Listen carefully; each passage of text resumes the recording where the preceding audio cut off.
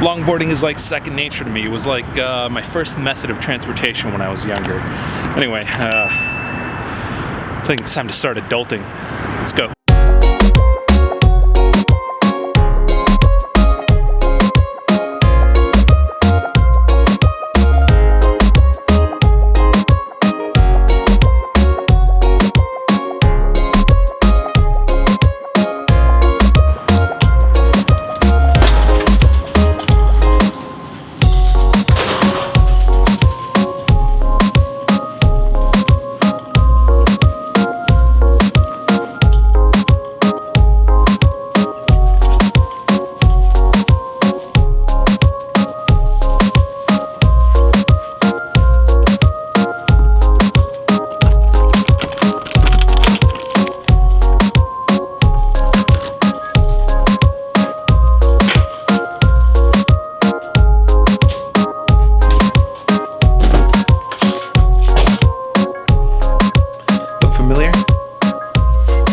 So I'm always looking for the best place to invest in real estate. I personally don't care where that takes me. Every city that I go to, rather than go to the touristy locations, I drive around.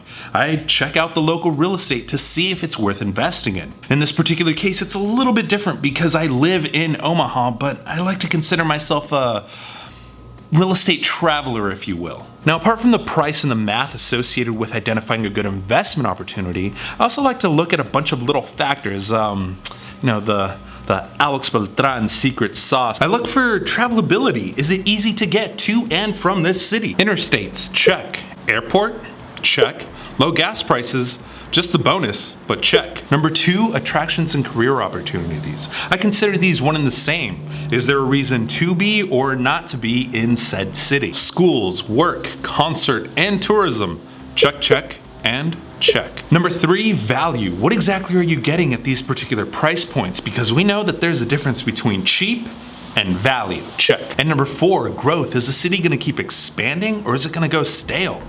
A simple drive around Omaha and you'll see that this is a huge check.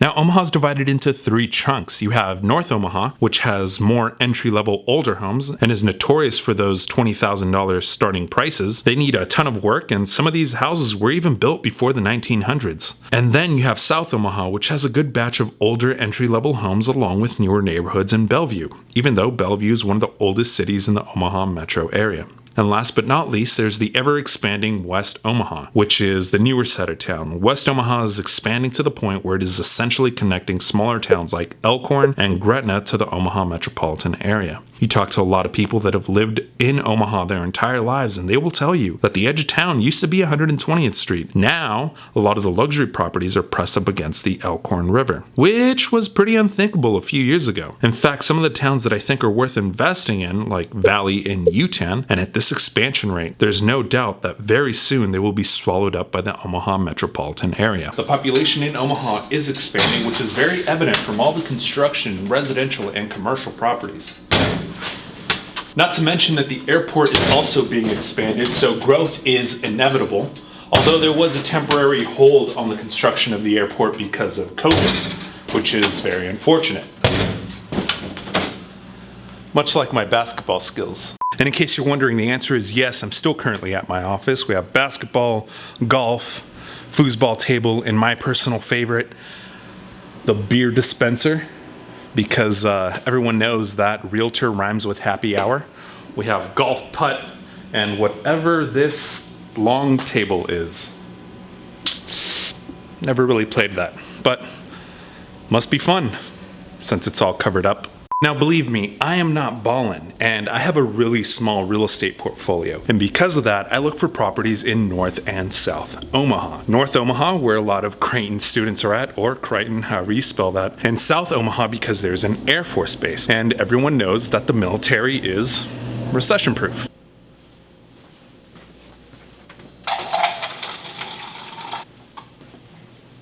The cap rate in these areas fall anywhere between 5.7 to 6.8%.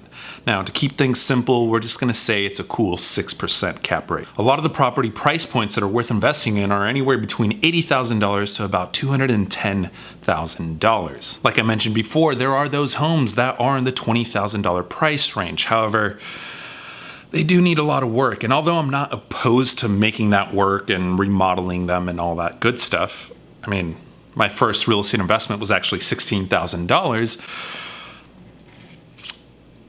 They're too much work for me. Don't get me wrong, if there's a good deal to be had, I will look at it. However, from what I've noticed, there's a big learning curve with them. And let's just say I learned a lot, which is why I focus on the $80,000 to $210,000 properties. They do need some work. They do need a lot of cosmetic work. However, it's nowhere near as much as those much cheaper $20,000 properties. But at these particular price points, it has its own set of challenges. There are more buyers competing for these particular properties that aren't necessarily investors. And much like every other city in the US, the Omaha real estate market has been on fire. The school selection here is above average. You have plenty of new schools here being built. You have Creighton University and you have UNO, which are highly regarded as some of the best universities in the US. Now, Omaha's conveniently located within driving distance of several great destinations. You have Kansas City, which is about 2.5 hours away. You have Denver, which is an 8-hour road trip. Or if you want the simpler way to get to Denver, just pay $50 to fly there within an hour. You're about 45 minutes away from Lincoln, which is where the Huskers play and plenty of concerts. All right, so quick side note, funny story. True story. When I first moved to Nebraska, I kept seeing people wear hats with a red N on it, and I thought that it was a Netflix hat. It wasn't until a couple weeks later that someone in the office enlightened me on the fact that the N stood for Nebraska Huskers. Not one of my brighter moments, but, you know, everything's a learning curve. Now, I understand that my travel tolerance is super high. I will go on any road trip, any flight to anywhere in the world because I really can't sit still for too long. Not to mention that I think the world is too big not to be experiencing it. However, in Omaha, you don't necessarily have to leave the city to have a great time. Breweries, some of the best restaurants you've ever been to, and plenty of events. Even with COVID and its limitations, I wasn't completely bored out of my mind. I mean, I'm personally itching to travel literally anywhere. In fact, I was thinking that my next travel destination was going to be Punta Delgado, which is an island off of Portugal of São Miguel, if I'm not mispronouncing that. But I don't think about that too much because it really sucks that we can't travel right now. And you came here to see if Omaha's worth investing or not to hear me babble on about travel destinations.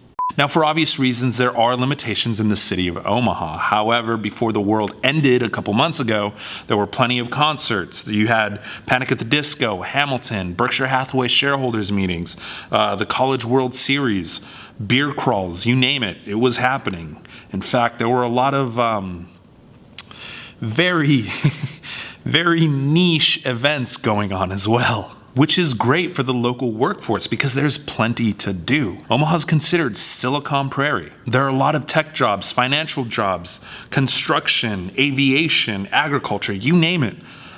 There's a job here for that. If there isn't, there's plenty of opportunities for you to create your own business. Okay, real talk. Omaha's broken every stereotype that I had. Coming from Los Angeles, you feel that LA is the center of the world, and very quickly you realize it is not. I love Los Angeles, however, there is a mass exodus happening for a very good reason.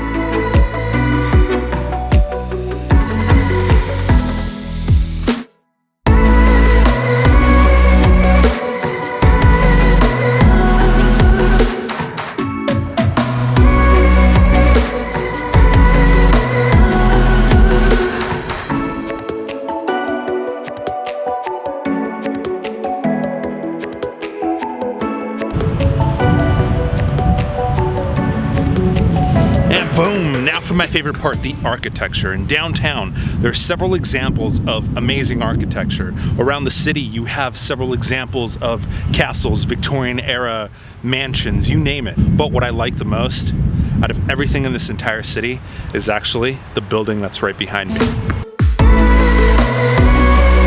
Now, my love for architecture has me bumping into Masonic buildings all the time. While I am not a part of the Masonic club or anything like that, there's no doubt that this is a perfect example of a Masonic building.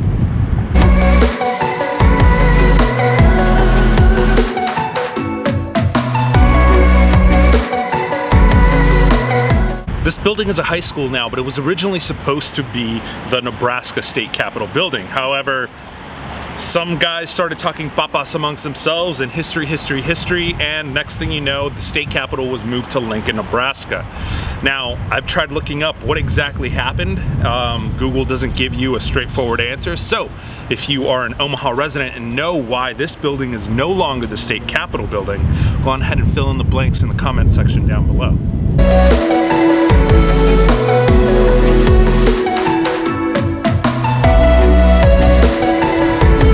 This is an absolutely gorgeous piece of architecture, and it baffles me that it is being used as a high school. However, I'm not surprised. This is pretty much the definition of Omaha. And I just realized that I completely forgot to answer the original question that I set out to answer. Is Omaha a great place to invest in real estate? Yes, it absolutely is.